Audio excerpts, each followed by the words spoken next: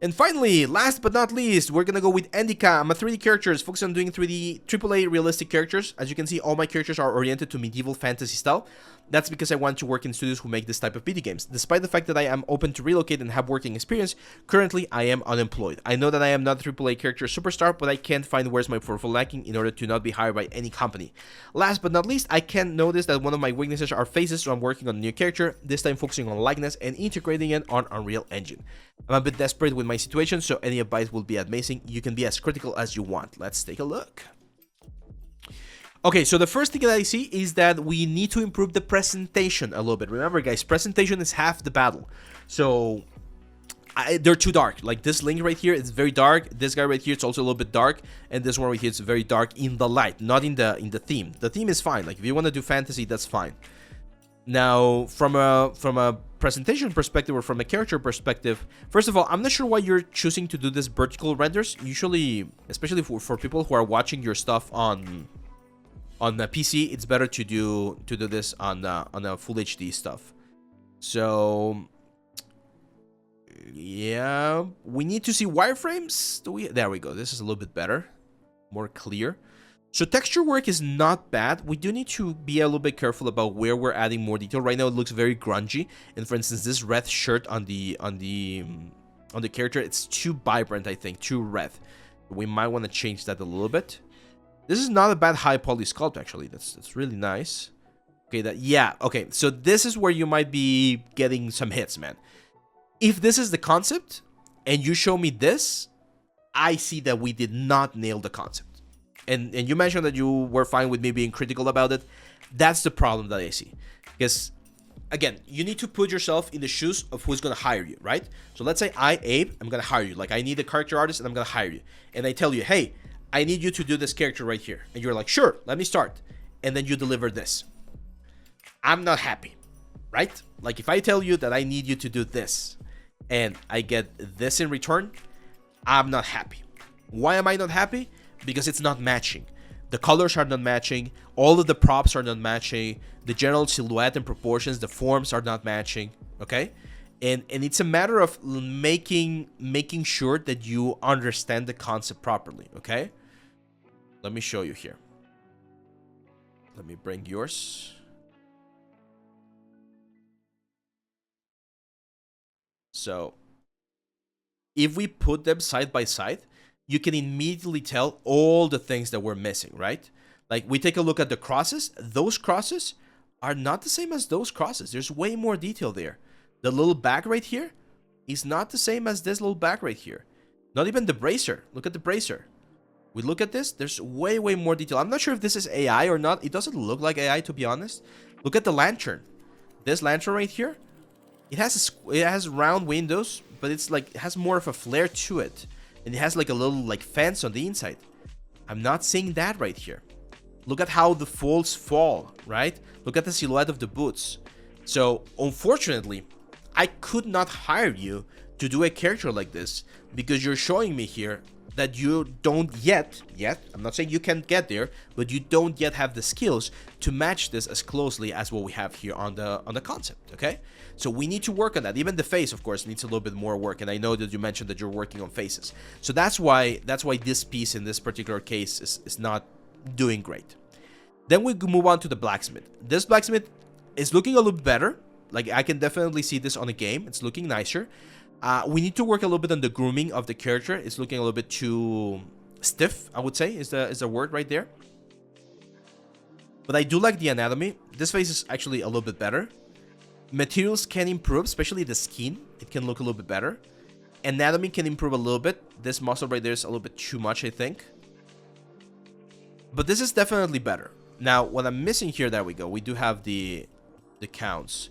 So this is too high on the poly count. We don't need as many. 6,000 for such a simple shape. Again, not necessary. 13,000 for this back. Again, way too much. I'm not sure. It looks like you're using way too much topology right there. So again, that's not optimized. 110k for the character. That's, again, normal, especially because of you're using haircuts and stuff. Be very careful here with the cloth, man. You might want to take a look into Marvelous Designer, because this right there, that's not working. That's not how the cloth folds, okay? Topology is fine. Yeah, it's definitely an improvement there. And let's take a look at the link. Again, as I mentioned, the first thing I notice is that it's way too dark, so it's difficult to see what's going on. I would definitely increase the amount of light that we have. There we go. Something like this is better for showcasing stuff. Your texture work definitely improved. I like the style. It looks very realistic, very nice. I still feel like texture work is a little bit too saturated. We need to work, make sure we don't push it too far. Face needs a little bit more work. Again, it's a little bit on the uncanny valley. And optimization, man. We definitely need to learn to optimize this way more. Way more, okay? Yeah, it's too much topology there, man. Too much topology. Yeah, look at this. No. This is way too much. Just a simple lantern. Look at this. This is what I mean by optimization, guys. This is a great, again, it's a good piece. I like it. The lantern is very small. It's like 5% or 8% of the whole composition. And the problem with this is that if you take a look at this, it has 12,000 triangles. We don't need that many triangles for an asset that's barely going to be visible based on the size of the element. Look at these right here. And again, I'm sorry I'm being too hard on you, my friend. I'm doing it, one, because you asked for it, and two, because it's needed here. But this shows laziness. And I'm not calling you lazy. I'm just saying that this shows laziness, because why do we have this right here? Look at the amount of polygons on such a small little piece. You know how you can simplify this one? Because I'm going to show you. Yes, I do like to call out when I see something that's not working great, but I want to show you. So that's a triangle right there. And then we have one square, two squares. Actually, I'm going to show you a trick here. You go all the way down here. Like that. And what you can do is you can add triangles here. Like that. That's how you simplify this part. Exactly like this. Okay? And we go from, I don't know how many polygons we have right there, to 1, 3, 4, 6, 7. Let's say there's another like triangle right there. 8, 9. We go to 9 triangles per side. We're going to have 1, 2, 3, 4, 5, 6, 7, 8. And then on the other side, we're going to have 4 more sides. So that's 12 sides. 12 times 9. It's going to be 111 triangles for this whole bottom part right here, instead of this ungodly amount of triangles.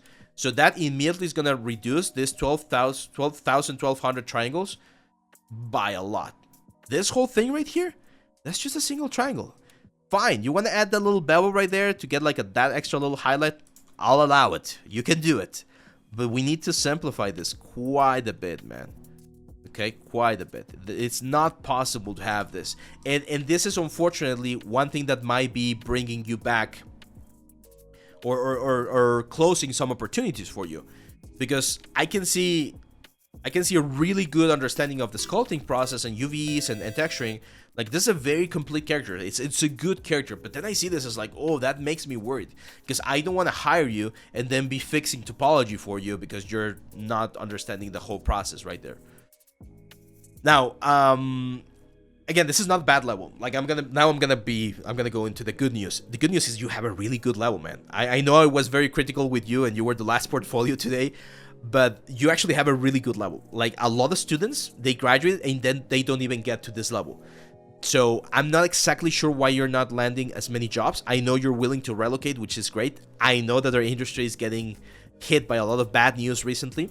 So the best thing that I can tell you is keep networking, keep looking up. Again, remember their site. It's called Work with Indies. We've recommended it pretty much every single time on the streams. So there's this website that is constantly posting things for work. So if I look, for instance, for character, you're gonna see that right now there's all of these ones, like this one right here, Parallel Studio, 3D character model rigger animator. I know they're looking for animators, but hey. Let's see. There we go. Meet senior 3D generalist. Like, take a look at this and see if you can fit within this specific elements. Hey, maybe there's no character work. Well, there has to be some 3D, right? So there's gonna be some 3D props or 3D environments, something that you might be able to fit, like this one, 3D modeler. There we go. So you look at this, you send information, and hey, you might get an opportunity. But you definitely need to work more on this optimization of the assets, man. This is way, way, way too high poly. David, let me or just remind me, we definitely need to do a video on YouTube about like that optimization of assets. So I'm gonna do the med kit, I think, that I did a couple of months ago or last year. That's an excellent asset, I think, to show you how much we can optimize something. So yeah, that's pretty much it, guys. Let's see, a couple of questions here.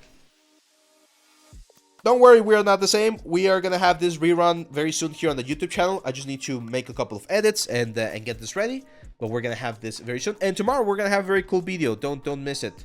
We're gonna have a very cool process there that you guys can see. We're actually gonna talk about retopology tomorrow. So anyone who's wondering about retopology, make sure to check the YouTube video tomorrow, because there's gonna be a demo on how I retopologize a specific element.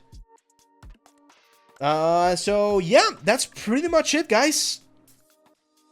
We did it. We finished portfolio review in less than 4 hours. I was expecting to use all the 4 hours, but looks like we were able to manage and close it a little bit earlier. So yeah, thank you very much, my friends. Thank you for being part of this project, as always, as I mentioned, and we'll never be tired of mentioning it. It's thanks to you that we can do this kind of live streams with the portfolio reviews. It's thanks to your portfolio submissions, of course, and it's thanks to your support that we can continue to do this project right here. The best way to support us, of course, is to leave us a like, share, subscribe, all of the fun stuff here on the socials. That really helps the project. And if you want to support us more directly and, of course, benefit from more important information, you can go to www.leal3d.com and check some of our premium courses that contain all of the things that we talked about here, all of the techniques that I teach, and all of the things that I go over, so that you can improve your portfolio and be able to create all of these amazing projects. So thank you very much, my friends. I'll see you back on the next one. Bye-bye.